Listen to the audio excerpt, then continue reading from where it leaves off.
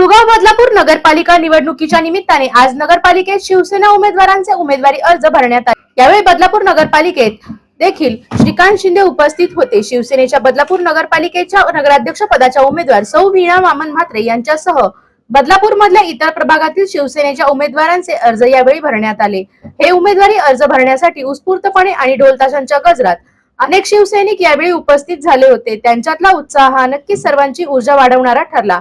बदलापूरकरांनी कायमच शिवसेनेला खंबीर साथ दिली आहे। म्हणून गेली अनेक वर्ष पालिकेत शिवसेनेची सत्ता असून शहरात खूप मोठ्या प्रमाणात विकास कामे पूर्ण झाली आहेत। या नगरपालिका निवडणुकांमध्येही बदलापूरकर शिवसेनेच्या पाठीशी ठामपणे उभे राहतील असा विश्वास यावेळी त्यांनी बोलताना व्यक्त केला।